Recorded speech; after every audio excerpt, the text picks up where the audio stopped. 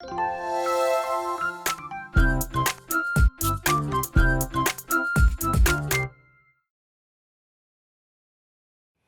잠시 후 행복한 아침에서는 한 주간의 연예 소식, 연예 라이브가 준비되어 있고요. 네, 그리고 스타들의 솔직 담백한 인생 이야기 나눠보는 스타 초대석 이어집니다. 저희는 잠시 후에 다시 돌아올게요.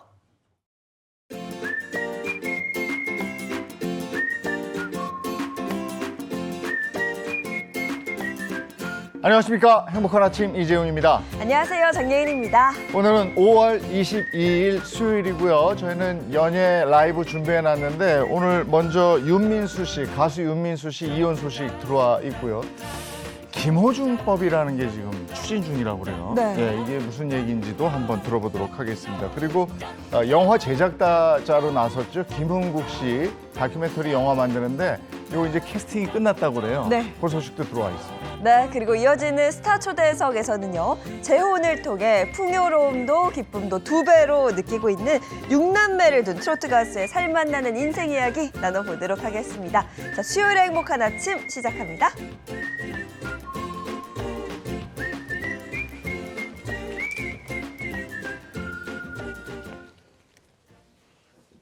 네, 화제 이슈를 발빠르게 전해드리는 모닝 브리핑부터 시작하겠습니다. 김성환 시사평론가와 함께합니다. 어서 오세요. 네, 안녕하세요. 네, 첫 번째 이슈부터 전해주시죠. 어제 군에서 수류탄이 폭발하는 안타까운 사고가 발생했습니다. 신병 교육을 받던 훈련병은 사망하고 소대장은 중상을 입어서 국군 수도병원에서 현재 치료를 받고 있는 중입니다.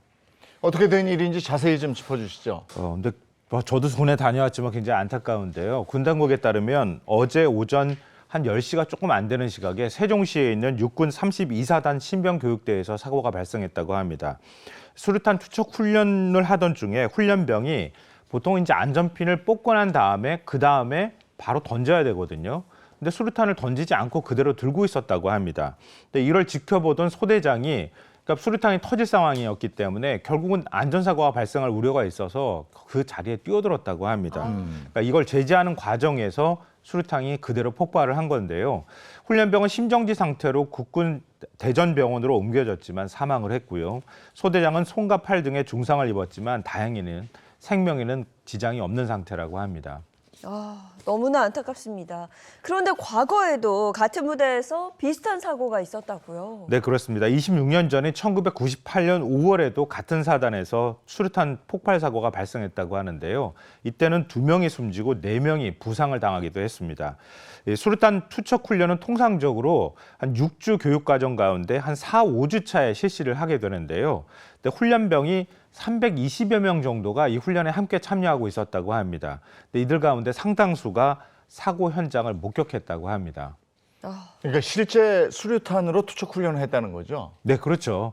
그러니까 예전에 그 군에 다녀오신 분들은 아마 저도 아실 이렇게 텐데 움푹한 계곡 쪽으로 수류탄을 던져서 했었는데. 저 같은 경우에는 훈련 받을 때 슬러지 같은 데 있거든요. 그러니까 진흙 같은 데 수류탄을 던지면 아무래도 폭발력이 좀 줄어들잖아요. 그렇지만 실탄을 사용했거든요.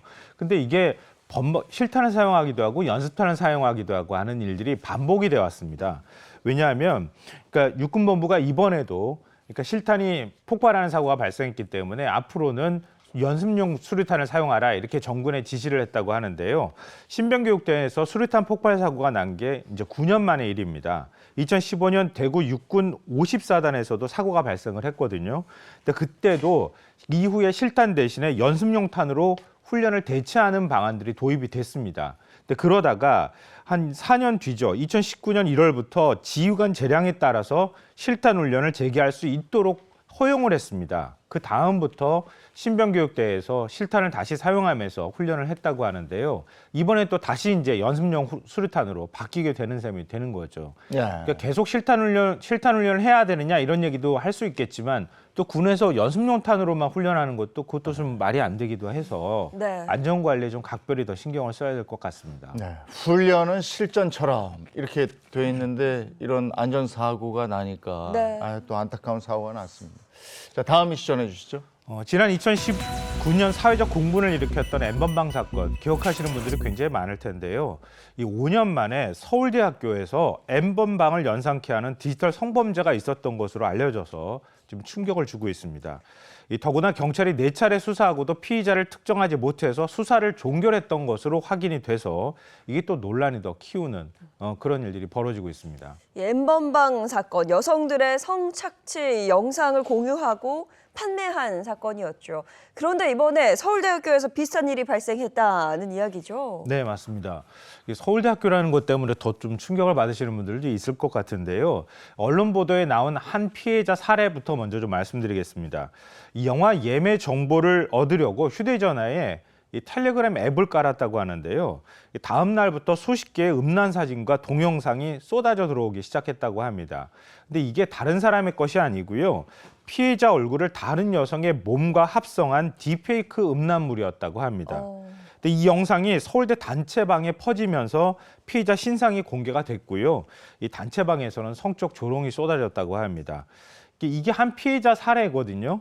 근데 추가 피해자가 20여 명에 달하는 상황이라고 합니다. 그래서 더 파문이 지금 커지고 있기도 합니다. 네. 대체 누가 이런 짓을 한 겁니까? 더 놀라운 사실은 범인은 피해자들하고 아주 가까이 있었다는 사실이었습니다. 그러니까 피해자 사진을 갖고 있는 사람이었을 거 아니겠어요? 근데 음란물에 이용된 사진이 메신저 프로필에 올려둔 사진이었었다고 합니다.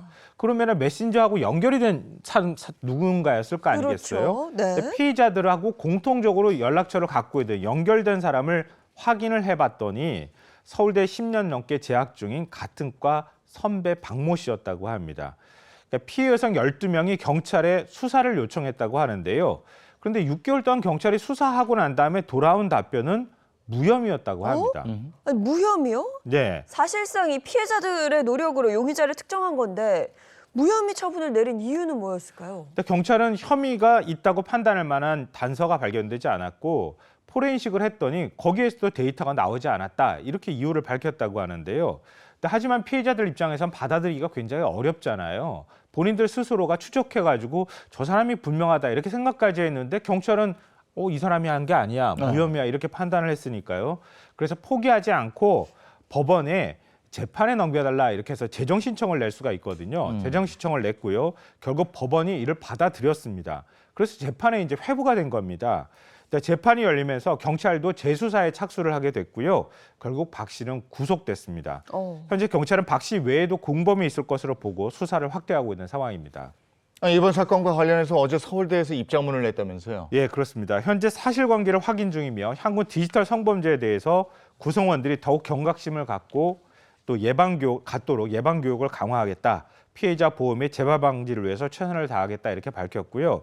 또 부총장을 단장으로 하는 디지털 성범죄 태스크포스를 구성을 해서 관련 대책을 신속히 마련하도록 하겠다 이런 입장을 밝혔습니다. 야, 내 사진을 가지고 이런 합성 영상이 떠다닌다. 끔찍하군요. 그렇죠. 예. 다음 이슈 전해주시죠. 충남 태안의 한 해수욕장에서 탯줄도 못된 새끼 강아지들이 쓰레기 봉투에 버려진 채 발견이 돼서 충격을 주고 있습니다. 눈도 못 떴다. 네. 그러면 출산한 지 얼마 안 됐다는 건데 네. 생명에는 어떻게 지장이 없는 거예요? 어떻게 되는 거예요? 다행히 생명에는 지장이 네. 없다 그래요. 발견 당시에 청색증, 우리가 이제 산소를 네. 그러니까 쓰레기 봉투를 꽉 묶어서 그 안에다 넣어서 버린 거예요. 그러니까 산소가 부족해서 청색증도 있었고요. 저체온증 증상도 보였지만 다행히 생명에는 지장이 없는 상태라고 합니다. 현재 태안동물보호협회가 이 강아지들을 돌보고 있는 상황인데요. 이 한 주민이 봉투 속에서 낑낑 소리가 나서 쓰레기 봉투를 열어보니까 어떡해. 거기에 버려진 강아지들이 있었다고 합니다. 이 태안동물보호협회 측은 강아지들을 유기한 행위에 대해서 경찰에 수사를 의뢰했다고 밝혔습니다. 네. 정말 화가 납니다. 어떻게 사람의 탈을 쓰고 살아있는 생명이거든요. 네. 생명체를 이렇게 넣고 그건 아니죠 정말. 근데 그렇게 할 것 같으면 그냥 이렇게 어디다 두지 그냥 그러니까요. 상자에다가 다른 사람들이 발견할 수도 있으니까요. 꼭 굳이 이렇게 할 필요까지가 있었나 이런 생각이 드는데요. 누리꾼들 사이에서도 버린 사람이 똑같이 당할 거다. 꼭 잡혀서 강력하게 처벌받길 바란다. 이런 글들을 올리기도 하고 있는데요. 반려동물 유기행위는 동물보호법에 따라서 처벌됩니다. 그러니까 동물보호법에 따르면 동물을 유기한 소유자 등은 300만 원 이하의 벌금 명령을 받는다고 하니까요. 이런 일은 다시는 좀 버리시면 안 되겠습니다. 아니 이제라도 좋은 주인을 만나서 새로운 견생을 좀 살았으면 하는 바람이 있습니다. 이 강아지들한테 관심 있으신 분들은 지금 입양한 그 강아지들한테 그 아까 버려진 강아지를 봤잖아요. 눈도 좀 못 뜬 강아지들인데요. 그 강아지들에 좀 주목을 좀 해주셨으면 좋겠고요. 동물보호협회 측은 동물 학대에 대한 경각심이 좀 생겼으면 좋겠다 이런 입장을 밝혔습니다. 그래서 입양하기 전까지 맡아줄 임시 보호처를 현재 찾고 있다고 하는데요. 유기견 보호소로 보냈다가 입양이 안 돼서 안락사를 당하는 경우가 많거든요. 그러니까 안락사를 당하지 않도록 하기 위해서라도 많은 분들이 좀 관심을 가져주셨으면 좋겠습니다. 태안동물보호협회로 입양 문의하시면 된다고 하니까요. 검색해 보시면 아마 연락처 나오실 겁니다. 관심 가져주셨으면 좋겠습니다. 애견 애묘 인구가 점점 늘어나잖아요. 생명에 대한 소중함 다시 한번 생각하게 됩니다. 자, 네 번째 이슈 전해주시죠. 네. 요즘 날씨 보면 5월인가? 그 의심스러워. 한낮에 더워요. 그냥 한여름이에요. 그냥 여름이에요. 네. 여름이 이렇게 빨리 오나 이런 생각이 들 정도인데요. 낮 기온이 뭐 29도까지 지금 치솟고 있는 상황이거든요. 근데 이렇게 여름이 더우면 해수욕장을 빨리 찾는 분들도 아마 늘어나지 않을까 싶은데요. 해양수산부가 부산 등의 해수욕장을 대상으로 사전 현장 점검을 실시한다고 합니다. 네, 사실 낮 최고 기온이 뭐 29도면요. 7월 초. 그러니까 정말 여름에 해당하는 날씨거든요. 해수욕장 개장 전에 별다른 사고 발생하지 않도록 좀 만반의 준비가 필요할 것 같습니다. 네, 벌써부터 해수부가 좀 그 준비를 하고 있는데요. 해수부가 해수욕장을 끼고 있는 지자체 한 10곳이 참여한 가운데 해수욕장 관계기관 회의를 개최한다고 밝혔습니다. 해수부는 지난해 해수욕장의 이용 및 관리에 관한 법률을 개정을 했거든요. 그래서 해수욕장에 뭐 요즘 텐트 쳐놓고 그냥 그대로 둔다거나 이런 분들 많잖아요. 야외 취사용품 두는 분들도 많고, 근데 이걸 무단으로 설치하거나 방치하는 것을 금지하고요. 무단 방치 물품 등을 철거할 수 있는 근거를 마련해 뒀습니다. 이에 따라서 올해 해수욕장 개장 전에 알바키 텐트 등 무단 방치 물품을 사전에 집중 단속을 하고요. 또 철거해서 안전하고 쾌적한 환경을 조성할 예정이다라고 합니다. 네, 이른 더위에 바다가 부른다 이런 분들도 있던데 바닷물은 아직 좀 차갑지 않을까 싶어요. 어쨌든 아직은 개장 전에 들어가기에. 이용할 수 있는 거예요? 아니, 그러니까 일단 뭐 문을 열어야 이용할 수는 네. 있는데요. 네. 그렇다고 해서 문 안 열었다고 해수욕장 안 가는 건 아니잖아요. 그렇죠, 바다에 가죠. 가서 또 물에 들어가기도 네. 하는 거니까요. 그래서 올해는 또 무더위가 빨리 찾아올 것으로 예상이 되기 때문에 해수욕장이 아마 문 여는 시기도 개장 시기도 조금 빨라질 것으로 보입니다. 그런데 그 전이라도 찾아오는 뭐 관광객들을 위해서라도 이용객이 많으면 안전 요원을 미리 배치하도록 각 지자체에 해수부에서 요청할 예정이라고 합니다. 지난해 경우에 부산 해운대와 성동 해수욕장은 6월 1일 개장했거든요. 그리고 8월 31일까지 운영을 했는데요. 6월 1일이면 또 그렇게 멀게 남은 건 아닌 것 같아요. 그렇죠. 네. 뭐 한 10여일 정도만 있으면 개장을 하니까요. 해수욕장에 요즘같이 날씨가 무더우면 찾아가시는 것도 괜찮을 것 같고요. 해수부는 5월 말부터 6월 초까지 해수욕장 등을 조기에 개장하는 두세 곳을 선정을 해서 현장 점검까지 또 한다고 합니다. 그러니까 올해는 해수욕장에서 안전사고 없도록 각별하게 좀 관리 좀 잘 해주셨으면 좋겠고요. 해수욕장 가셨을 때 지난번에 또 제가 그런 말씀 드렸잖아요. 사고 밤에 술 먹고 뛰어드는 경우 이런 경우 있을 수 있거든요. 근데 그런 것도 절대 하시면 안 되겠습니다. 네, 벌써 해수욕장 얘기 나옵니다. 오늘 모닝 브리핑 여기까지 하겠습니다. 김성환 시사평론가와 함께했습니다. 고맙습니다. 네. 고맙습니다. 네, 앞서 뭐 낮더위가 정말 좀 여름에 가깝다 뭐 이런 네. 얘기 했었는데 오늘 날씨 어떨지도 궁금합니다. 마지연 기상캐스터 바로 나와주세요. 네, 상암동입니다. 어제 동쪽 지역은 더위가 쉬어갔고요. 서쪽을 중심으로 낮더위가 나타났는데요. 오늘은 전국적으로 날이 덥겠습니다.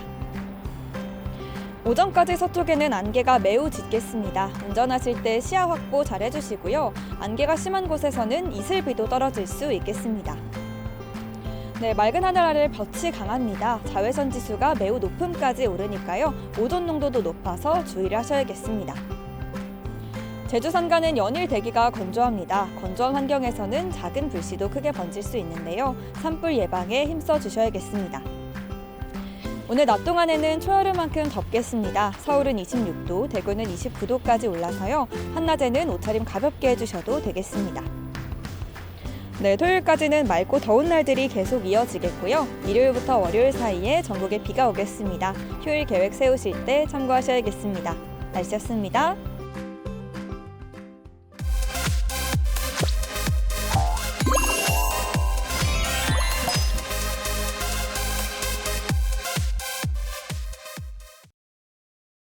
네, 한 주간의 연예 소식, 연예 라이브 시간입니다. 네, 수요일은 이분들과 함께여서 정말 행복합니다. 수요일을 이끌어줄 세 분, 소개 먼저 해드릴게요. 인사 부탁드립니다. 네, 안녕하세요. 행복한 아침에 쌍큼발랄 행복 비타민 개그우먼 박은영입니다.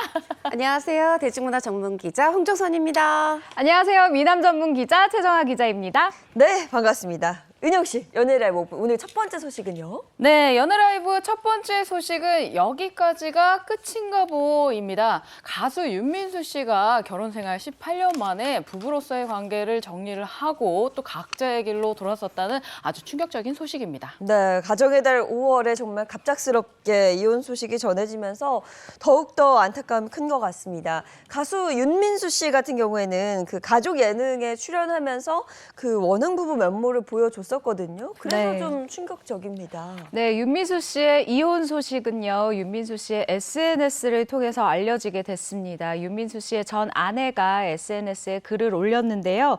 어릴 때 만나 결혼해서 이 힘들 때나 기쁠 때나 함께하며 가족과의 관계가 변하지 않도록 최선을 다했지만 서로 힘들어져서 여기까지 하기로 결정했습니다. 라며 이혼 소식을 전하게 됐습니다. 우리가 이혼 사유로 추측해 볼 수 있는 건 서로 힘들어졌다 이런 네. 대목인데 구체적인 이유는 나왔습니까? 구체적으로 알려진 건 없어요. 소속사 역시 아티스트의 사생활이라서 확인해 줄 수 없다 이런 입장이고요. 대신 이 윤민수 씨의 아내가 본인의 어떤 SNS 계정 또 남편의 SNS 계정 양쪽에 이제 같은 내용을 올렸습니다. 그 내용은 부디 억측과 추측은 삼가해 달라. 그러니까 뭐 조금 관심을 덜 받았으면 하는 그런 마음인 것 같습니다. 네, 부부 사이의 연은 끝났지만 두 사람 사이에는 또 아이가 있잖아요. 네, 맞습니다. 2013년도에요. 가족 예능을 통해서 이 먹방으로 너무 정말 큰 사랑을, 국민적인 사랑을 받은 아들이 있는데요. 이 다정한 부자 관계를 보여준 이 윤민수 씨 부자 정말 대중에게 큰 사랑을 받았습니다. 비록 결혼 18년 만에 이혼했지만 윤민수 씨 전 아내는요. 서로를 응원하며 자녀에게 엄마 아빠로 최선을 다하겠다라는 입장을 전해왔습니다. 네, 이어서 두 번째 소식 전해주시죠. 네, 연예라이브 두 번째 소식은 김호중법 만들어지나입니다. 뺑소니 혐의로 입건이 되고도 음주 의혹을 계속해서 부인했던 가수 김호중 씨가 결국 열흘 만에 음주 사실을 시인을 하면서 이제 검찰이 김호중법 추진에 나섰다는 소식입니다. 네, 김호중 씨 사태 점점 커지고 있는데 김호중법 이게 뭐예요? 네, 이 부분에 대해서 많은 분들이 궁금해하실 것 같은데요. 제가 짧게 정리를 해드리겠습니다. 일단 김호중 씨 같은 경우에는요, 서울 강남에서 이 음주 후에 이 뺑소니 사고가 있었죠. 이 사고를 낸 뒤에 주거지가 아닌 경기 구리시의 한 호텔로 향했습니다. 그리고 인근 이 편의점에서 캔맥주를 사는 모습이 공개가 됐습니다. 이를 두고 경찰의 음주 측정을 속일 목적으로 일부러 추가 음주를 한 것이 아니냐는 현재까지 의혹입니다. 여기까지는 의혹이라는 점 분명히 말씀드리고요. 이 부분이 제기된 바가 있습니다. 이에 대검찰청은 음주 사고를 내고 도주한 뒤 추가 음주를 한 의혹을 받는 김호중 씨를 처벌할 수 있는 이 신설 규정을 만들어 달라라고 어제 법무부에 건의를 한 상황입니다. 네, 그렇다면 법무부에 건의한 김호중법 어떤 내용이 담겨 있을까요? 기존의 법령으로는 사고 후에 고의적으로 음주를 마셔서 그 사고 시점에 그러면 음주, 이 혈중 알코올 농도가 얼마였지를 측정을 못하게 하는, 흐리게 하는 이렇게 해서 실제로 무죄를 받거나 이런 판례가 있었어요. 어떤 화물 트럭 기사분도 이렇게 해서 무죄를 받은 적이 수년 전에 있었고요. 이러다 보니까 이런 어떤 증거 입증 부족으로 해서 무죄가 되는 거 이거 문제 있지 않아요 해서 사실은 이걸 어떤 걸로 보냐면 음주 측정 거부나 마찬가지다. 그러니까 사고 후에 일부러 술을 마셔서 사고 당시에 혈중 알코올 농도에 대한 수치를 이렇게 모호하게 하는 요거는 결국 음주 측정 거부 아니냐 해서 그것과 동일한 어떤 형량 말하자면 징역 1년 이상 5년 이하 벌금 500만 원 이상 2천만 원 이하 이러한 법을 앞으로 처벌을 가능하게 하겠다. 이거를 지금 근데 대검찰청이 나선 거예요. 사실은 이게 국회에 입법 발의가 돼 있는데 이게 계속해서 뭐 잘 통과가 되지 않고 법이 마련되지 않으니까 대검찰청이 지금 먼저 나선 상황이고요. 이게 특별한 게 아니라 사실은 일본이나 캐나다는 이미 있다고 그럽니다. 네, 그러니까 저도 아무래도 좀 속도를 내지 않을까 싶네요. 음주운전 사고 냈을 때 대처법 이래가지고 한간에 떠도는 거 있잖아요. 일단 그 자리에서 튀어라. 맞아요. 떠나라. 네. 그다음에 어디 가서 걸릴 것 같으면 바로 그냥 한 캔 먹고 지금 먹었다. 뭐 네. 이런 얘기가 돌았거든요. 네네. 그런 건지 어쨌든 지금 이제 그 자숙해야 되는 시간인데 공연을 하겠다는 거잖아요. 네, 김호중 씨가 오는 23일과 24일에요. 세계 4대 오케스트라 연합 공연에 이 예정대로 출연을 합니다. 그렇기 때문에 많은 언론에서 이거 그래도 자숙 없이 공연에 바로 출연하는 것이 아니냐라는 사실상 비판들이 있었어요. 근데 이 부분에 대해서 아무래도 의식을 안 할 수가 없죠. 때문에 이 예매 환불 수수료는 전액 면제하기로 했습니다. 다만 이 신경을 쓰실 부분이 있는데요. 직접 예매를 취소할 경우에 수수료가 부과가 됩니다. 대신 땡론 이 티켓 예매 고객센터를 통해서 이 취소 요청을 해야 이 하신 분들은 예매 티켓 환불 수수료 없이 취소를 하실 수가 있는데요. 당초에 정말 많은 보도에서 이 2만석이 매진을 공연이 매진됐기 때문에 뭐 거의 40억 원어치 팔렸다, 50억 원어치 팔렸다, 뭐 정말 많이 이야기가 나왔어요. 근데 이번에 취소표가 또 많이 나오고 있는 상황이거든요. 잔여석이 6천석까지 나오고 있는데요. 김호중 씨의 또 팬들이 이 잔여석들을 또 많이 구매를 하고 있다고 합니다.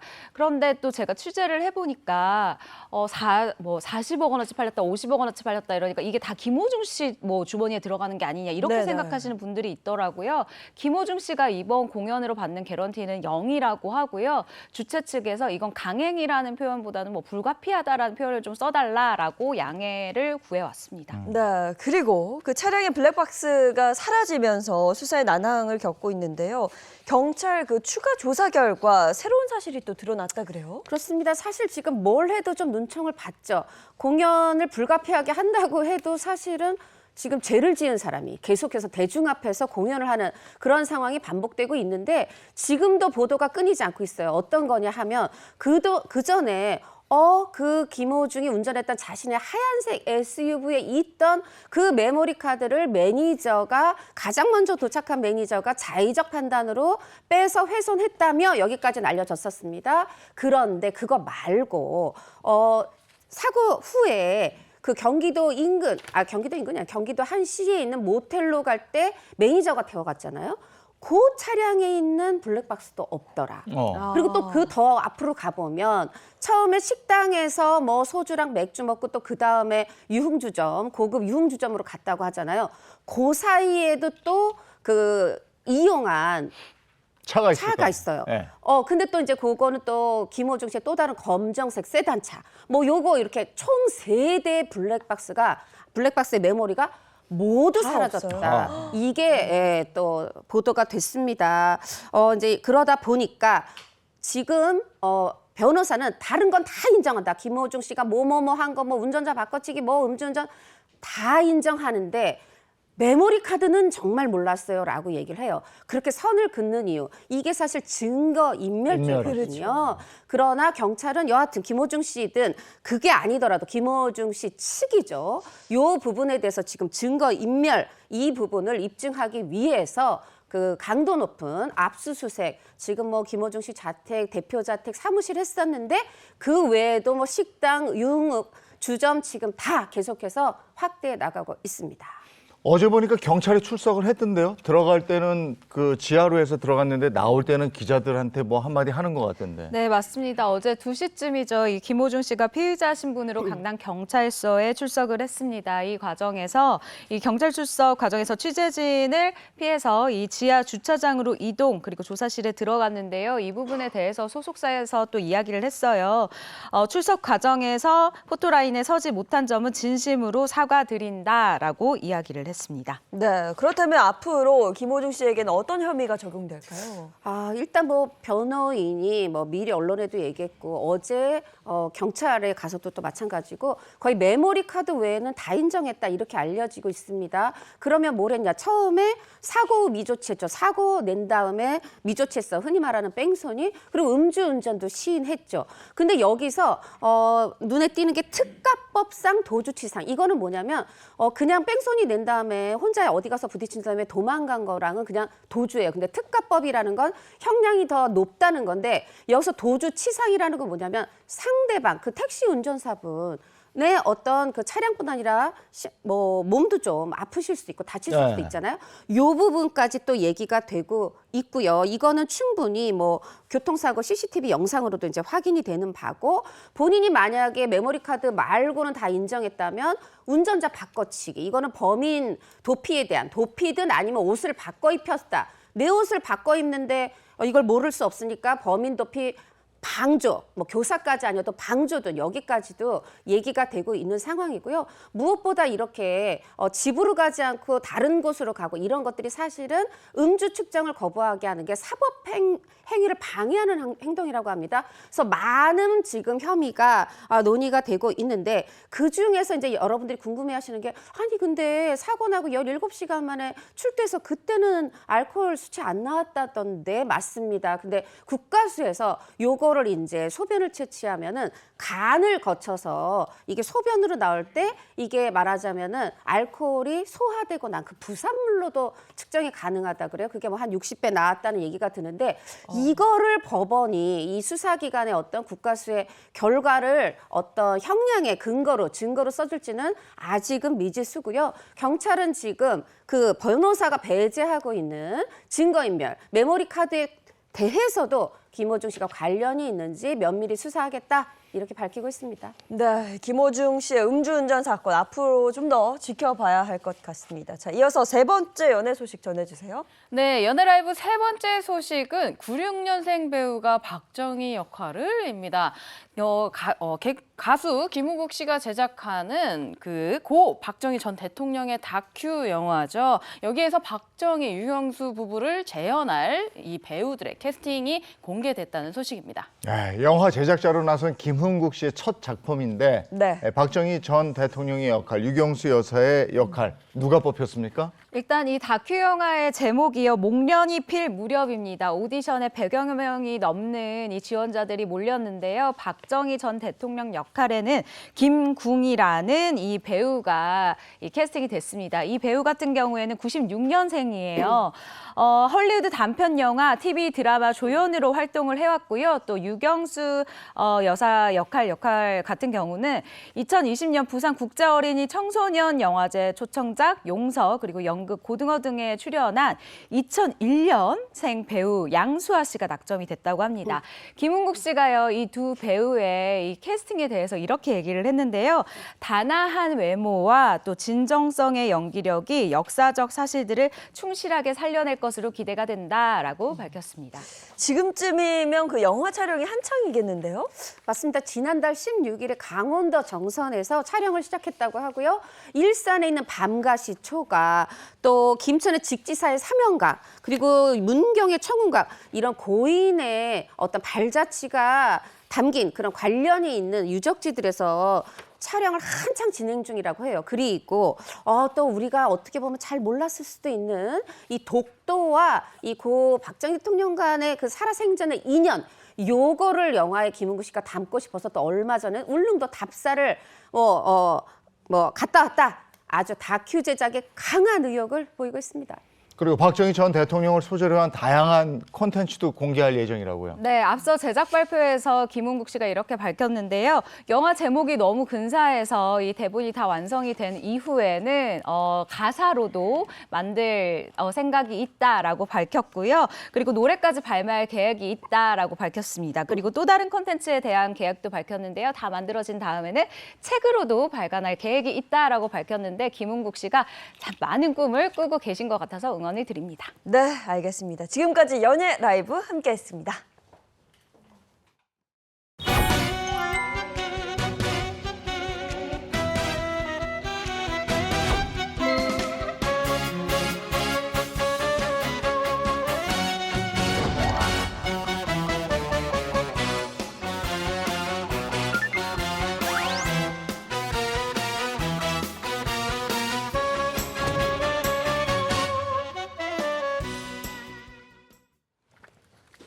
네, 이번에는 반가운 스타 얘기 나누겠습니다. 스타 초대석 준비되어 있습니다. 네, 뭐 5월은 가정의 달이잖아요. 뭐 가족과 관련돼서 특별한 의미가 있는 날, 뭐 어버이날 그리고 어린이날도 있지만 뭐니 뭐니 해도 한 가정의 가장 든든한 뭔가 중심은 이 부부가 아닐까라는 생각이 듭니다. 어제죠, 5월 21일 부부의 날입니다. 둘이 하나 이런 뜻이죠. 어떻게 만들어진 겁니까?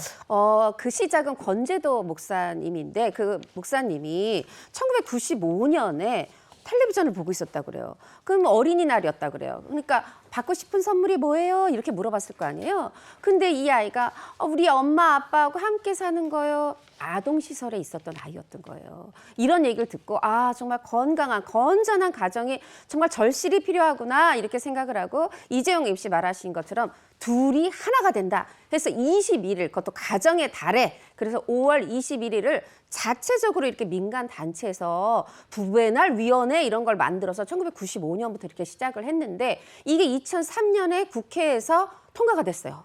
그리고 2007년에는 또 이게 국가기념일로 지정이 돼서 지금까지 계속되고 있습니다. 의미 있네요. 둘이 하나 해서 21일인데 부부의 날에 이제 사랑하는 배우자에게 듣고 싶은 말 뭐가 있을까요? 여보 나 여윳돈 있어. 너무 좋다. 야, 그런 얘기 저도 그거 아닌데 교과서적으로 얘기할게요. 사랑해 고마워 당신이 최고야. 맞아. 존경합니다 뭐 이런 말도 있고. 교과서적으로는 그런데 과연 어떤 말이 가장 듣고 싶었을까요? 지난해 부부의 날에 또 시민 500명을 상대로 배우자에게 가장 듣고 싶은 말이 무엇이었을까를 설문조사를 한 적이 있는데요. 그 설문조사에서 서로 상대방에게 가장 듣고 싶었던 말 1위가 바로 난 늘 당신 편이야였다고 합니다. 오늘 그 주인공이에요. 난 늘 당신 편이야 이렇게 얘기하면서 살고 있는 두 분인데요. 세 아이를 키우던 싱글 파파에서 초혼인 지금의 아내를 만나서 이젠 6아이 6남매의 부모가 된 주인공입니다. 네, 가수 현진우 씨와 또 그의 아내 은희정 씨를 모시겠습니다. 어서 오세요. 반갑습니다. 반갑습니다. 반갑습니다. 반갑습니다. 저희 행복한 아침 시청자분들께 먼저 인사 좀 부탁드려요. 26년 차 트롯 가수입니다. 다둥이 아빠 현진우입니다. 반갑습니다. 네, 안녕하세요. 현진우 씨의 아내 온희정입니다. 반갑습니다. 네, 반갑습니다. 온희정 씨. 6남매인데 그럼 6남매는 지금 어떻게 하고 두 분이 여기 오신 거예요? 지금 이제 막 일어날 시간이죠. 네. 네. 근데 우리 아침 방송 나가려고 그러면 새벽에 나오잖아요. 실은 새벽 3시에 나왔거든요. 아유. 그래서 이게 이해하기 쉽게 말씀드릴게요. 3번 아이를 깨워서 5번, 6번 아이 사이에 눕혀두고 그 아이들은 누군가 엄마 아빠가 있어야 그 온기가 있어야 계속 깊은 잠을 자거든요. 네. 근데 샵에 갔다 왔더니 한 4시쯤에 깨가지고 지금 집안이 난리가 났어요. 아이고 우리가 또 이렇게 가정의 지장을 초래하는. 오늘 나와주셔서 고맙습니다. 네, 저희는 이렇게 이제 방송할 때 6아이가 있으니까 이렇게 각자 역할이 다 있거든요. 그래서 이 아이는 애들 맡아가지고 아침에 어린이집 보내고 같이 또 학교 가고 그래요. 그래서 과정이 많은 게 그럴 때는 굉장히 장점인 서로 것 같아요. 돕는구나. 아니 사실 한 아이를 키우려면 한 마을이 필요하다. 이렇게 얘기를 하는데 우리 온희정 씨는 세상에 6아이를 말만 들어도 존경합니다. 근데 뭐 물론 너무 예쁘고 사랑스럽지만 키우면서 정말 힘들다 싶은 순간도 분명히 있으실 것 같은데요. 아니 그냥 모든 부모님이 다 똑같으실 것 같은데 그냥 밥 차리고 치우고 하면은 어느새 또 밥 차리고 또 치워야 되고 약간 그런 게 사실 제일 좀 힘들기는 한데요. 그래도 뭐 이렇게 서로 다 이렇게 도와가면서 지내고 있어서 행복하게 지내고 있어요. 혹시 그러면 현진우 씨는 1호부터 6호까지 네. 아이들 언제 태어났는지 물론 아시겠지만 갑자기 들으면 기억 안 날 수 있거든요. 4번까지는 정확히 기억했어요. 그리고 제가 또 시간 나올 때 한 번씩 써봅니다. 아이들 주민번호와 한자 이름을 한 번씩 낙서하듯이 한번 써봐요. 잊어버릴까 봐. 근데 5번, 6번부터서는 헷갈리기 시작하고요. 아이고야. 솔직히 고백하자면은 네. 아직 5번, 6번은 한자가 좀 헷갈립니다. 주인번호 끝자리 6자리가 아직 안 이어지고요. 네. 저 숫자 잘 외우거든요. 네. 5번부터서는 이게 용량의 한계를 느낀다. 그래도 생일은 다 기억하신다. 생일만 겨우 기억하죠. 네. 생일. 그것도 대단합니다. 그러면 오니정 씨는 어떻게 여섯 아이의 엄마가 될 생각하셨을까요? 그 맨 처음에는 그 아이들 셋의 엄마가 바로 됐잖아요. 그래가지고 애를 안 낳으려고 생각을 했었거든요. 이미 애들이 많이 있으니까. 근데 현진우 씨가 이제 이게 출산하는 그런 행복한 경험도 저한테 해주고 싶었나 봐요. 그래서 저를 계속 설득을 하더라고요. 그것도 굉장히 축복이고 굉장히 감동이다 해서 네. 이제 넷째를 낳게 되고 또 예쁘다 보니까 또 다섯째를 낳게 되고 또 부부싸움하다가 화해하다가 낳게 되고 그렇게 네 그렇게 하다가 이제 6남매가 됐어요. 야, 지금 대단하세요. 뭐 화면에도 부부싸움 나왔습니다만. 딱 끝나고 화해가 되면 그렇게 이뻐 보입니다. 정말. 죄송합니다. 이거. 아니 6아이와 엄마 아빠 8. 어우 돈 많이 버셔야 되겠어요. 들어가죠. 들어갑니다. 근데 이제 그 욕심을 좀 버리고요. 아이들 교육을 좀 눈높이를 좀 맞춰서 하는 경우도 있고요. 돈을 집행하는 사람이 이렇게 골머리가 아픈 법이거든요. 그래서 저는 집사람한테 모든 경제권을 다 맡기고 타섰습니다. 지금 그게 제일 속편하죠. 맞아요. 이 순간 뭐 집사람이 저를 버리면 저는 빈털터리 쫓겨나요. 방송국 출연료 통장만 딱 제 통장이고요. 모든 명의가 아내한테 있기 때문에 타섰습니다. 아유, 이렇게 사랑꾼인데 또 어떻게 또 빈털터리로 내보냅니까? 아니, 근데 사실 이렇게 말은 이렇게 하시지만 경제권을 다 준다는 게 정말 쉬운 게 아니거든요. 제 남편이 저한테 경제권을 다 준다. 생각만 해도 너무 설레일 것 같은데. 미래의 남편이. 그러니까요. 우리 오니정 씨 처음에 이 경제권을 받았을 때 또 느낌이 남달랐을 것 같은데. 아니 근데 저는 반대로 굉장히 부담스러웠어요. 부담스럽고 좀 싫었어요.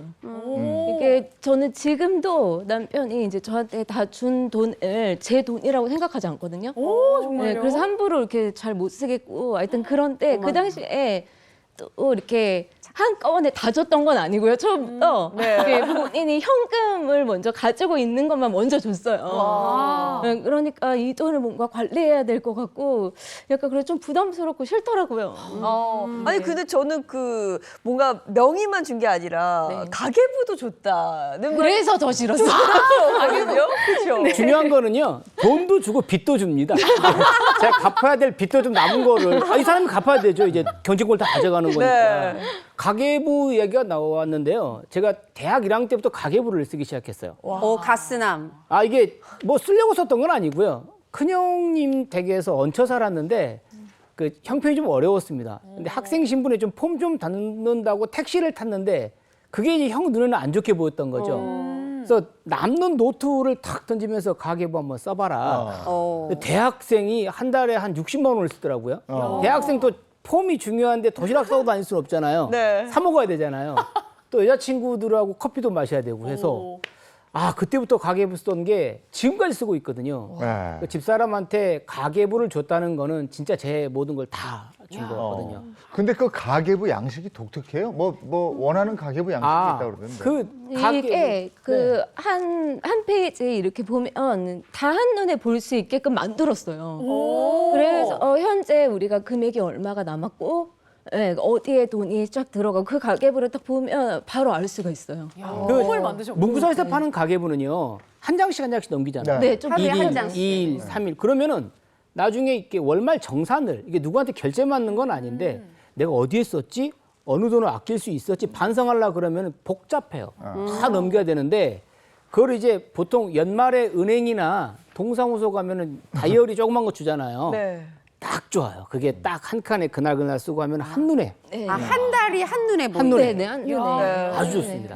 그걸 또 맞춰서 쓰고 계시니까 또 얼마나 또 힘드시겠어요. 그 덕분에 제가 10년 넘게 지금 가계부를 썼는데 이게 그러니까 절약하는 것도 되긴 하는데 그게 그 한참 이제 세월이 지나서 다시 그 가계부에 몇 월 달에 뭘 썼지 이렇게 보다 보면 아 그날에 우리가 뭘 했구나 이런 거를 또 알 수 있겠더라고요. 이제 약간 한눈에 들어오니까. 일기처럼. 예. 그걸 딱 원하고 그런 양식까지 만드셨는데 보통이 아니세요. 들어보니까 특히 그 경제적으로는 확실하신 것 같은데 아이들에게도 뭐 경제 습관 많이 강조하신다고요. 아, 그럼요. 이제 저는 가난을 물려받았지만 아이들한테는 좀 물려주고 싶지 않은 욕심에 그러니까 부모 마음이 다 예. 같잖아요. 종잣돈을 만들 때까지는 노력해야 한다. 먹고 싶은 것도 참아야 하고 인생 한 방 없다. 한 방 말하는 사람 다 나쁜 사람들이다. 한 방 말하지 마라. 그냥 천천히. 예. 종잣돈 모을 때까지. 야, 이게 제가 듣기로는 이 종잣돈 모을 때까지 이렇게 모아라라고 이야기를 했을 때 사실 애들도 또 그냥 안 들을 수도 있는데 우리 1호, 2호, 3호 이 독수리 호영제죠. 우리 1호, 2호, 3호가 모은 돈이 400만 원도 아니고 4천만 원이 넘는다고 들었어요. 대단하네. 야, 어떻게 그렇게 경제관념을 또 제대로 잡으셨을까요? 아이가 태어나면요. 제일 먼저 이제 집사람은 청약 통장을 제일 먼저 만들어줘요. 그리고 용돈을 받잖아요. 명절이나 뭐 또 가수라고 공연 가면은 아이를 데리고 가면 동료 선후배들께서 용돈도 주고 하는데 그게 잔푼으로 없어지거든요. 그래서 그냥 습관적으로 그 아이 통장에 넣어주는 거죠. 그래서 아이가 중학생 때쯤 갈 때쯤 되면 기본적으로 한 500만 원 정도는 쌓여 있어요. 그 돈들이. 그러면서 이제 돈으로 알기 시작하면서 스스로 이제 모으기 시작하죠. 들리고 네. 아니 근데 특히나 그 1호 아드님과 아주 독수리 오용재보다 더한 집이에요. 6남매. 근데 그 1호 아드님하고 아니 밤에 아르바이트를 또 하신다고. 아, 대리운전. 대리운전. 아, 이거 우리 시청자 여러분 현지로 너무 돈독 오른 친구 아니야? 욕하지 마세요. 그런 건 아니고요. 매일 나갈 수는 없습니다. 스케줄이. 지금처럼 아침 방송이 있으면 방송에 집중해야 되는 거니까 그 전날은 못 가는 거고요.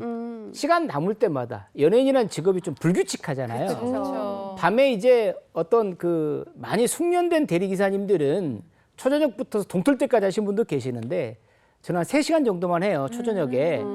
그러면 아직 제가 좀 이렇게 스케일이 부족해서 아들 녀석이 뒤에 따라옵니다. 이제 아빠를 그 픽업하기 위해서. 태우러. 예, 태우러. 그러면은 하룻밤에 그래도 뭐 한 15만 원에서 20만 원 정도는 벌어요. 그러면 거기서 기름값을 빼고 한 3만 원 정도를 빼고 나머지 금액을 아내에게 절반 정확하게 줍니다. 또 아들에게 절반을 주면서 이 돈은 이렇게 용돈으로 쓰지 말고 아빠는 주식을 샀으면 좋겠다. 뭐 주식도 뭐 손해 볼 수도 있겠지만 그냥 아까처럼 한방 노리는 이런 건 말고 좀 꾸준히 갈 수 있는 안정된 주식을 사서 네가 나중에 장가 갈 때쯤 되면은 그래도 결혼 미천은 되지 않겠느냐. 예. 그게 쉽지 않은 사실 건데. 저 현진우 씨 별명이 주부 대통령이에요. 무대에서 멋있어서만이 아이고. 아니라 네. 아니 나 가수야 이게 아니고 또 밤에 이렇게 틈나는 대로 아르바이트를 하고 진짜 온유정님 부럽습니다. 아니 저도 좀 그 면에서 깜짝 놀랐는데 근데 아이가 지금 회사를 다니고 있거든요. 1호 아이가. 근데 월급이 이렇게 높지가 않아요. 근데 부모로서 돈을 그냥 줄 수는 없잖아요. 아유, 그럼요. 그러니까 뭔가 도와주고 싶었는데 그게 좋겠다라고 생각을 했었나 봐요. 그러면서 또 아마 배우는 것도 있을 네, 것이고 네, 맞아요. 1호의 행동이 분명 2호, 3호, 4호, 5호 영향을 줄 텐데 네, 맞아요. 제가 듣기로는 그 3호, 셋째 딸의 생활력 굉장히 뿌듯해 하신다면서요. 정말 기특하죠. 결론부터 말씀드리면은 쭈꾸미 집에서 알바를 한 2년째 하고 있어요. 힘든데. 공부를 싫어합니다. 안 좋아해요. 그럴 수 있어요. 그럼요. 네. 다행히도 감사합니다. 이게 공부를 잘할 거면 참 잘했으면 좋겠는데 본인은 너무 공부가 싫다. 아빠 나는 장사를 배울 거야. 멋있다. 쭈꾸미 집에서 알바를 하면서 또 마침 그 사장님이 딸아이를 참 많이 신뢰하는 것 같아요. 마감까지 하게 되고 지금 이제 몇 달 전에 2,600만 원 모은 걸 제가 확인을 했거든요. 지금 한 3천만 원이 넘었을 거예요. 대단하네. 지금 고등학생 이제 졸업했나요? 이제 올해 졸업반인데. 올해 대단하네. 네. 고등학교 때 그렇게 아르바이트를 해서 2,600만 원. 목표가 있더라고요. 야, 심지어 딱 졸업할 주중에도 때까지 얼마 금액을 만들어서 아빠 나는 조금 더 모아서 쭈꾸미집 사장이 될 거야. 그래. 오늘 저녁에 그 벤치마킹 그 다른 쭈꾸미집 한번 먹어보러 가기로 했어요. 오늘 가요. 사실 저도 이제 아이를 키우지만 우리가 말로는 잘하죠. 아이를 키울 때 물려줄 수 있는 거는 돈이 아니라 그 물고기가 아니라 물고기를 잡는 방법이다 이렇게 얘기는 하는데 사실 그리고 또 아이 좀 생활력 좀 키워야지 하는데 마음뿐. 근데 정말 이 부부께서는 좀 아이들한테 실질적으로 인생에 도움이 되는 구체적인 맞아. 실천 가능한 이런 삶의 교훈을 주셔서 정말 여섯 아이들한테 큰 유산이 될 것 같아요. 아니 근데 아이들이 진짜 나이보다 철이 일찍 드는 그런 느낌인데요. 네. 그 아이들 한참 자랄 때 먹성 좋고 식비라든지 교육비라든지 이런 부담은 어땠습니까? 네, 그게 많이 그래도 부담스럽기는 한데, 네. 그래도 아이들이 다행히 이렇게 일찍 공부를 안 하겠다고 얘기해줘서 학원비를 좀 학원비가 줄었어요? 학원비를 아낄 수 있었고요. 그다음에 이제 또 남편이 공연 이렇게 다니면서 이렇게 많은 그 먹을 것들 예, 그런 거를 많이 이렇게 가져오거든요. 지역 축제 이런 아, 데. 그럼요. 전복 축제 가면 전복 실컷 얻어오고요. 와. 사과 축제 가면 사과 얻어오고요. 오 대통령. 그리고 이제 기본적으로 이제 1+1 좋아합니다. 그리고 전통시장 가는 거 좋아하고요. 네. 아 근데 외식도 하시지 않으세요? 외식하면 이게 진짜 만만치 않을 텐데. 아니 진짜 외식은 이게 밥을 입으로 먹는지 뭐 귀로 먹고 코로 먹는지 모르겠어서 아, 8분이 함께 네, 가시면. 그래서 외식은 거의 안 하고 집에서 먹어요. 야, 집에서도 이렇게 같이 먹으면 얼마나 이렇게 재밌겠어요. 저도 지금 빨리 사랑하는 사람을 만나가지고 보고 계시나요? 사랑하는 사람을 만나가지고 거의 막 한 축구단은 좀 이렇게 만들어야 되지 않나 이런 생각이 드는데 근데 또 이 다둥이가 좀 가장 큰 혜택이 뭐가 있을까요? 많아요. 혜택이 참 많습니다. 그 너무 많아서 몰라서 못 써 먹을 정도로 와. 뭐 예를 들어서 뭐 공항에 가면 주차비도 할인이 되고 무슨 뭐 그리고 그 동사무소 아니 그 통장님이 네네네. 집에 오셔서 음식물 쓰레기도 주고 가시고 쓰레기 봉투. 쓰레기도 오. 봉투도 주고 가시고 제일 크게 혜택 본 게 벌써 몇 년 됐네요. 집사람하고 저하고 진짜 잭팟을 터뜨렸거든요. 우와. 7.8기 계속 청약에 도전을 하다가 떨어지고 그랬었는데 아, 그렇지 여섯 아이. 5,219대 1이었어요. 그 당시 경쟁률이 당첨이 됐어요. 어. 다자녀라는 그 특별 공급의 어떤 한정된 대목이 있거든요. 네. 거기 도전해서 뭐 둘이 그날 밤으로 잊지를 못해요. 아. 요즘에 밤 12시에 청약홈에서 이제 오픈을 해주거든요. 동호실까지 다 결정이 돼요. 둘이 뭐 저는 그때 지방에 있었습니다. 네. 그래서 또 부부싸움을 좀 했었어요. 부부싸움에도 왠지 궁금한 거 있잖아요. 네. 여보 확인해 봐 했더니 뭘 봐? 안 됐을 거야. 봐 보라고. 근데 노트북을 탁 열고 막 그 키보드 때리는 소리가 나요. 한 10분 있다가 됐다! 그러고 그때 제가 막 숙소에서 혼자 미친 사람처럼 와! 악을 쓰고 막 울고 그냥 아니 이게 당첨이 되면 그 동호수가 떠요. 원래 당첨이 안 되면 그런 게 안 뜨거든요. 뜨고. 네, 동호수가 딱 뜨자마자 됐구나. 자녀 언제, 한 명당 언제 이렇게 가산점이 있으니까 6명 유리하죠. 언제 입주해요? 입주했어요. 근데 아유, 이제 돈이 없어가지고 축하드립니다. 당첨된 건 좋은데 메꿀 돈이 없어가가지고 전세를 내주고 그 돈으로 이제 어떻게 중도금을 다 상환하고. 예. 아이고 여러 가지 뭐 정말 행복한 얘기들을 들으니까 좋네요. 네. 예, 육남매 아빠 현진우 씨 가수니까 노래 한번 안 들어볼 수는 없는 거죠. 그럴까요? 예. 찐친 듣고 가겠습니다. 이거. 네. 박수로 청합니다. 신곡이어서 이거 거의 우리 시청자분들이 빨리 들으시는 신곡이어서. 세상에. 네. 야 일어나니까 얼른 바지 딱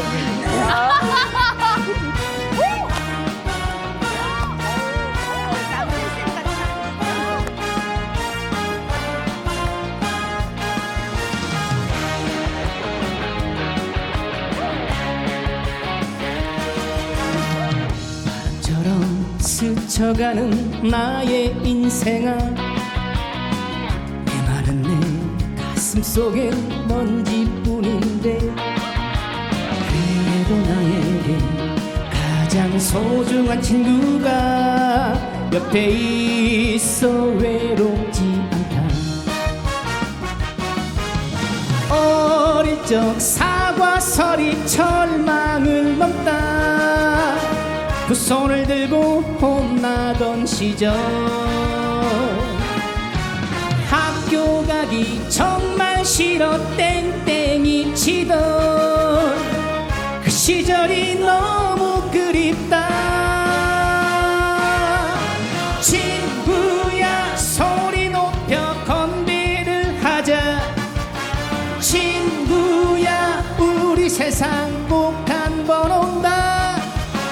친구야 너와 내가 뭉치면 산다 처음처럼 일어나 보자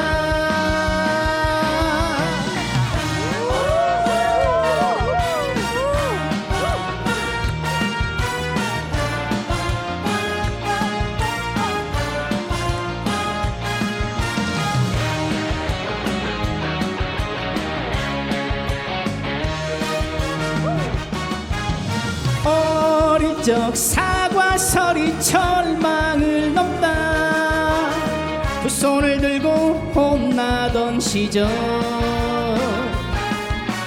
학교 가기 정말 싫어 땡땡이 치던 그 시절이 너무 그립다 친구야 소리 높여 건배를 하자 친구야 우리 세상 꼭 한 번 온다 친구야 너와 내가 뭉치면 산다 처음처럼 일어나 보자 친구야 소리 높여 건배를 하자 친구야 우리 세상 꼭 한 번 온다 친구야 너와 내가 뭉치면 산다 처음처럼 일어나 보자 처음처럼 일어나 보자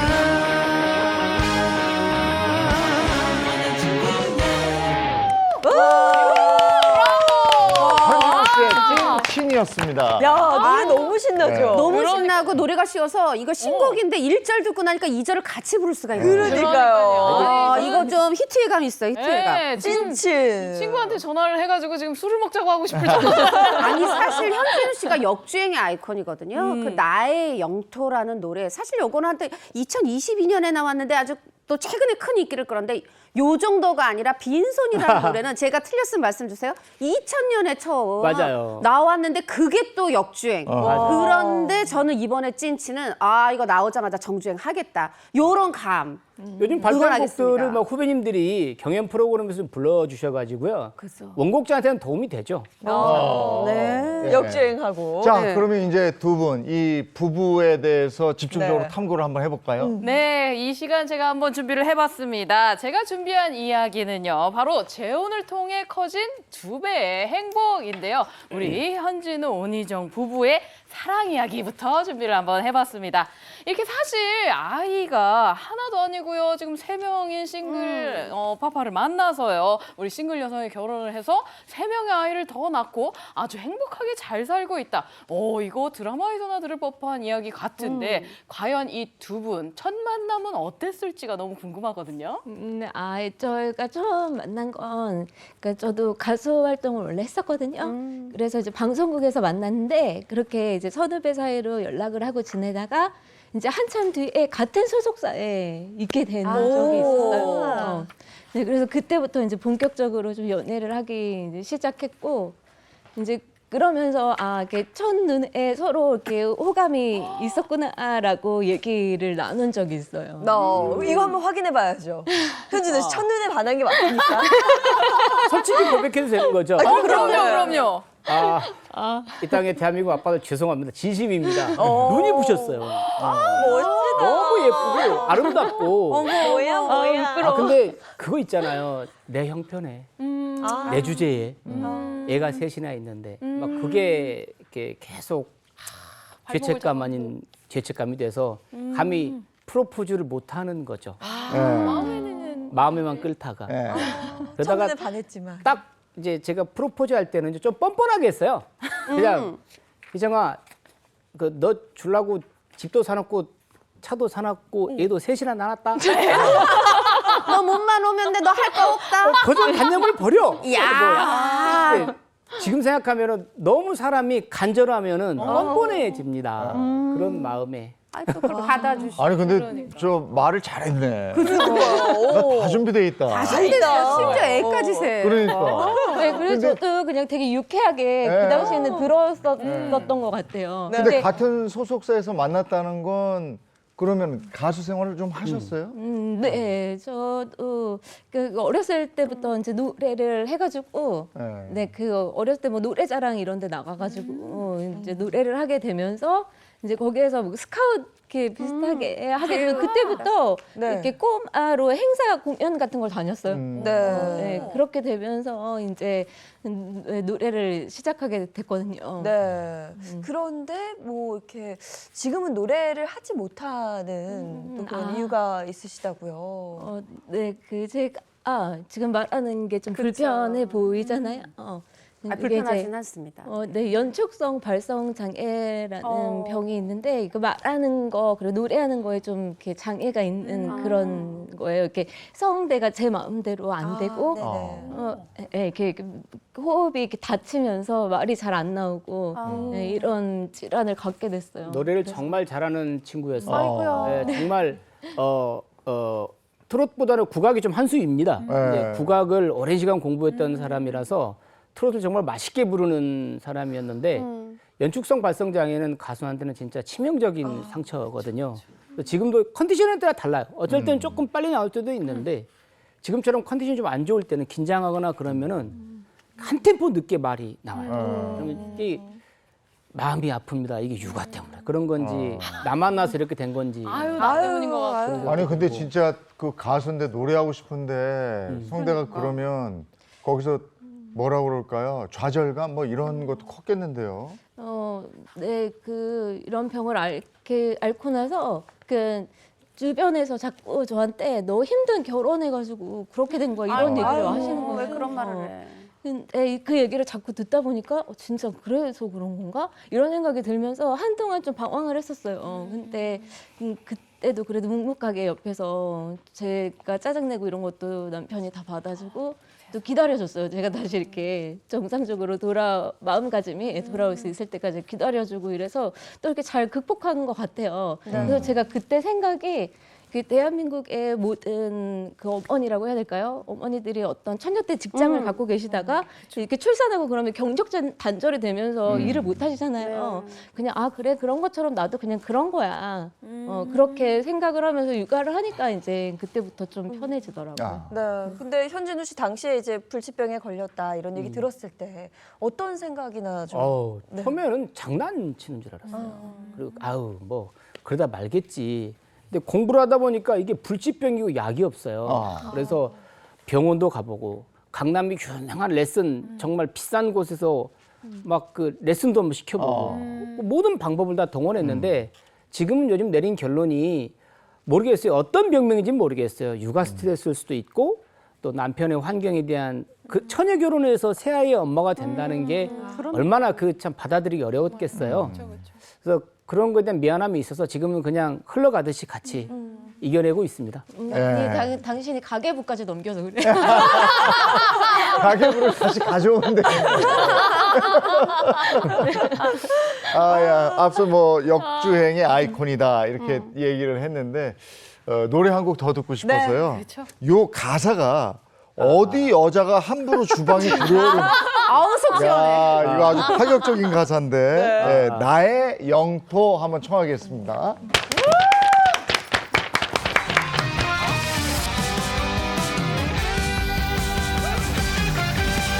어디 여자가 함부로 주방에 들어오려고 해. 이곳은 나의 영토야. 잘 생각해봐. 내가 힘이 센지 아니면 네가 더 힘이 센지. 힘이 센 남편은 전골래 믿을 테니 자기는 리모컨 들고 TV나 보면 돼. 어디 여자가 함부로 주방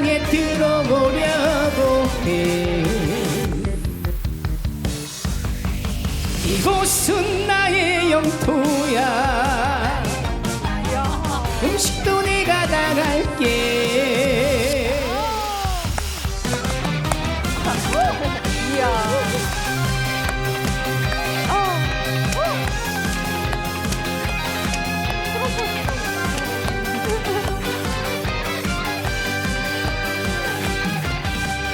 어디 여자가 함부로 세탁기를 돌리려고 해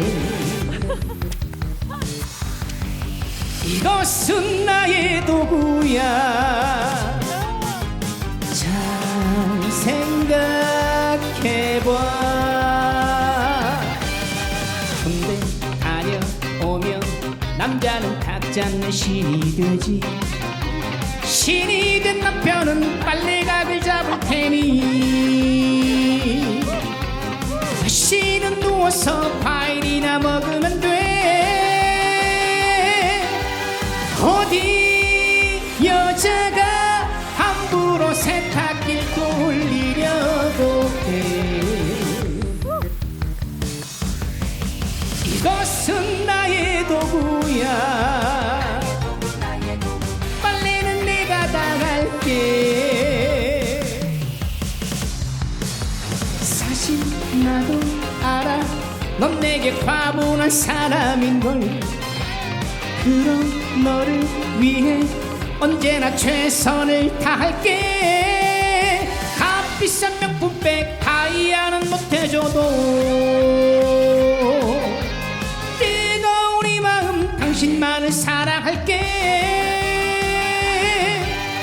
어디 여자가 함부로 주방에 들어오려고 해 이곳은 나의 영토야 힘들면 그냥 사 먹자 명절날 음식같이 해 당신은 박수 치는 대목입니다 내 사랑이야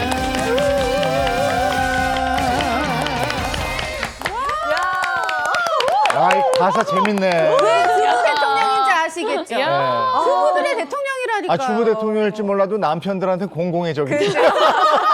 그래도 우린 좋다. 아, 노래 잘 들었습니다. 노래 너무 좋네요. 네, 계속해서 재혼을 통해 커진 두 배의 행복 두 번째 얘기 들어보도록 하죠. 네, 재혼을 통해 커진 두 배의 행복. 두 번째 이야기는요, 바로 트로트 너는 내 운명입니다. 우리 또 현진우 씨, 오니정 부부 이 두 분의 공통점 뭐가 있을까요? 바로 트로트잖아요. 근데 이 트로트를 하기까지 두 분의 우여곡절이 아주 많았다고 들었습니다. 우리 오니정 씨 아까도 말씀하셨듯이 트로트 가수가 되기 전에 트로트 또 신동이었다 이런 얘기를 들었고요. 그리고 우리 현진우 씨는 트로트 가수 되기 전에 또 카지노 딜러를 하셨다는 얘기 들었어요. 카지노 딜러를 하시다가 이제 네. 그걸 관두고 네. 트로트 가수의 길을 걷게 된 거죠. 제주도에 있는 카지노인데요. 학교를 또 거기를 나왔어요. 그래서 어떻게 하다가 카지노 딜러 생활을 했는데 이게 안 되는 게 있습니다. 예를 들어서 뭐 다른 직장 같은 경우는 진급 시험을 공부한다든지 하면 되는데 카지노는 게임인 거잖아요. 네. 그날 운이 되게 중요합니다. 거기서 막 좀 그 현타도 좀 오고, 스트레스도 받으시고. 예, 또 담배 연기 뿌옇고 어. 그 상황에 그맘때쯤에 또 노래에 대한 그 향수는 막 계속 막 불이 지펴지고 해서 하룻밤에 그냥 그만두고 밤 비행기 타고 지가 무슨 영화 배우 기타 하나 들고 옷 몇 가지 딱 챙겨서 내가 다시 올 때는 이 카지노 지분을 살 거야. 뭐 그런 부푼 꿈을 안고. 그 카지노 딜러 연봉도 괜찮고 그렇지 않아요? 그쵸. 카지노 딜러 생활하면은 그래도 안정적인데. 네.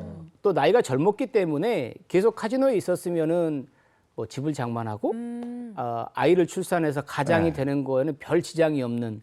근데 그거를 그만뒀다는 거 제가 지금 돌이켜 보면은 제가 제 자신을 봤을 때 가장 멋있었던 순간 같아요. 그래요. 지금이라면 못할 것 같은데. 근데 가수로 데뷔하는 게 만만치 않은 일일 텐데 어떤 식으로 가수에 데뷔를 하게 됩니까? 전국 노래자랑 K본부에 네. 노크를 합니다. 아하. 거기서는 좀 운이 좋게 수상을 했어요. 최우수상. 최우수상. 아, 출산가래. 운이 좋게는 최 실력이죠. 거기서는 또 가수 등용은 못했어요. 말 그대로 그냥 아마추어 경연대로 끝났고 네. 카지노 딜러 생활을 하다가 어떤 신문 광고를 보고 서울에서 남인수 선생님을 기념하는 가요제가 있었는데 남인수가 거기서 이제 가수의 길로 등용을 하게 됐죠. 1999년 9년도. 1등이었죠. 운이 좋았어요. 운이. 네. 야, 그리고 저 전국 노래자랑 최우수 여기서 1등 이러면 가수 인정받은 건데 네. 그렇다고 바로 인기 가수가 되는 건 아니고 무명 시절이 시작되는 거 아니에요? 이제? 네. 뭐 선배님들에 비하면은 짧은 양력입니다. 뭐 한 7년 정도 무명의 시간을 거쳤는데요.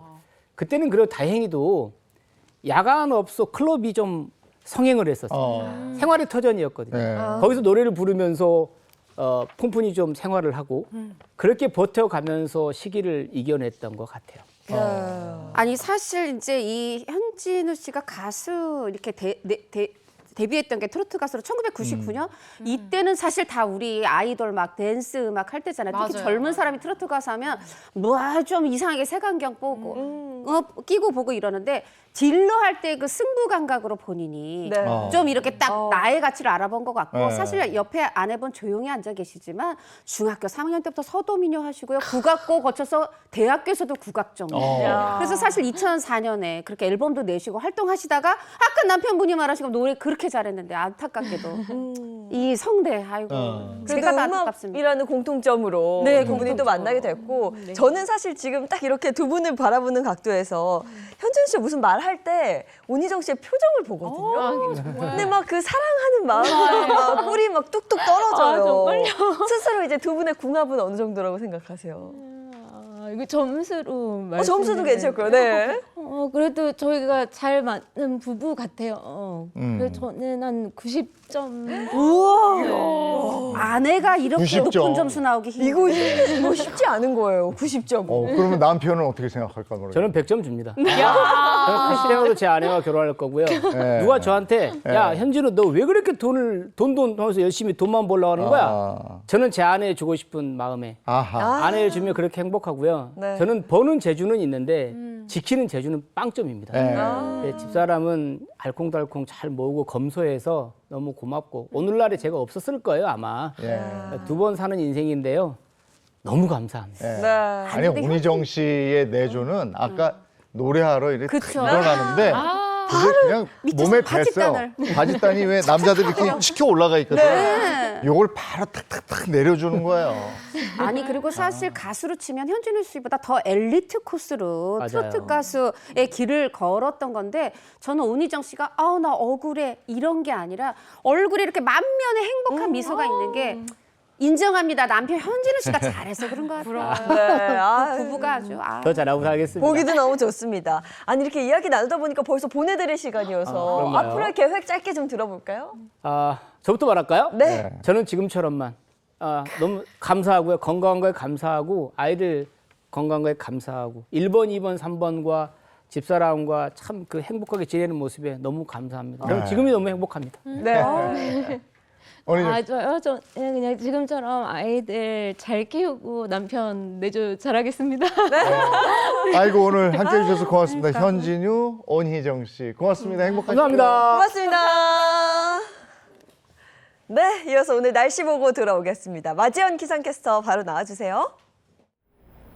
네, 상암동입니다. 어제 동쪽 지역은 더위가 주춤했고요. 서쪽을 중심으로 낮더위가 나타났는데요. 오늘은 전국적으로 날이 덥겠습니다. 오전까지 서쪽에는 안개가 짙겠습니다. 차간 거리 넉넉히 두시고 추돌 사고 조심하시고요. 저시전 경보가 내려진 곳도 있어서 항공기 운항 정보 확인하셔야겠습니다. 오후 12시부터 3시까지는 자외선이 강한 시간대입니다. 모자나 양산, 선글라스 챙겨주시고요. 틈틈이 그늘막에서 휴식하시는 것도 중요합니다. 현재 제주 산간에는 건조특보가 내려져 있습니다. 건조한 환경에서는 불이 나기 쉬우니까요. 잔악계나 불 조심하셔야겠습니다. 오늘 낮 동안 초여름 더위가 나타납니다. 서울은 26도, 대구는 29도까지 오르겠는데요. 낮 동안 옷차림 시원하게 하시고 시원한 음료로 더위 식히셔도 좋겠습니다. 네, 이번 주 동안 맑고 더운 날들이 이어지겠고요. 일요일부터 월요일까지 전국에 비가 오겠습니다. 휴일 계획 세우실 때 참고하시기 바랍니다. 날씨였습니다. 요즘엔 옷 골라 입기가 힘들더라고요. 낮 네. 기준으로 맞춰 입으면 저녁 때는 쌀쌀하고 저녁 기준으로 맞춰 입으면 낮엔 더워요. 그러니까요. 낮 동안엔 좀 가벼운 옷차림 하시고요. 아침, 저녁으로는 입고 벗기 편한 얇은 겉옷 하나 챙기시면 좋겠습니다. 좋은 하루 보내시고요. 저희는 내일 아침 7시 30분에 돌아올게요. 행복한 아침, 행복한 하루 되십시오. 고맙습니다. 고맙습니다.